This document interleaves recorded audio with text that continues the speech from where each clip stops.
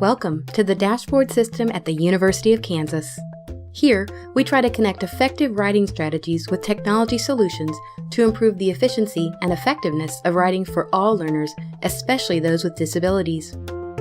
In this video, we will show how to analyze student writing from a qualitative perspective when viewing progress monitoring reports. The progress monitoring report gives teachers quantitative data to consider, including number of words written, number of words spelled correctly, and number of correct writing sequences. But there is more to these numbers. Qualitative analysis goes beyond writing conventions.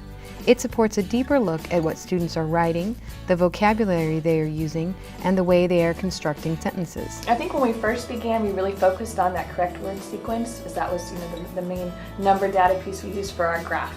So we talked about that, and the goal, especially with my kids, being we want English. We want them to get those English skills and words and improve on that piece. And it's really good data for me to see how they're improving and the use of that. So if students are flatlining or they're not increasing, I can really be more impactful with what I'm teaching them or what I'm expecting of them.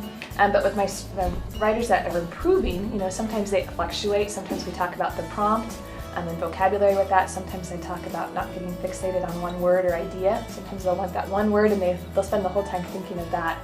So we really get a chance to process it. As far as qualitative, I noticed my strong writers too will start to do more dialogue. I had one that put a simile in it the other week. Today they were doing vocabulary that was beyond what they typically do. So again, I want to praise them for that and not make it think it's just a data. I don't want them to lose their quality of writing because they're so focused on the number. I want them to have that whole writing piece.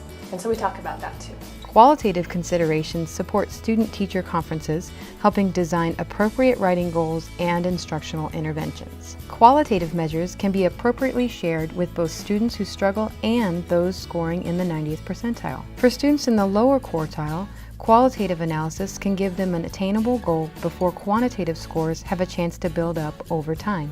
Higher achievers see qualitative goals such as vocabulary and sentence structure as ways to excel beyond word counts, pushing them further as they grow as skilled writers. I think one of the things that would be helpful, because I'll look at the short writes and I think the information is good. It tells you about grammatically correct and things like that with their writing. It doesn't, and when I first looked at it, I'm like, it doesn't tell them the content. And I think people need to understand it's more about how they write rather than what they're writing, if they're using punctuation correctly and that type of thing. When viewing the short timed progress writing samples of your students' work, it is important to consider this student product as a draft. It is not a polished piece. The trick is to simplify what you are looking for. The data is good. I find the data works well with students on their if they're using their COPs as we use it, their punctuation, capitalization, organization, and spelling. And I think that's very good for students to see that. There are basically 3 quality measures to consider and make note of when teachers analyze student progress monitoring writing on a data walk: content, vocabulary, and sentences. I had a student who scored 100 and something sequence on his thing, and I'm like, how did he do that?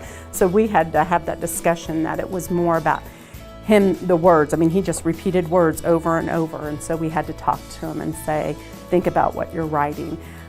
So that's one thing that I think would be helpful. It's not the quality of writing, but that's something that you share with them when you have the conferences and make them make sure that they focus on the subject and using larger words and expanding their thought process and the creativity. For content, read and consider the story starter and if the writer stays on topic. Is the writer clear with order of events and words that relate to the topic, or does the response seem random with no direction? Consider if the response shows purpose of writing with an appropriate text structure such as cause and effect, comparison, sequence, problem solution, and so on.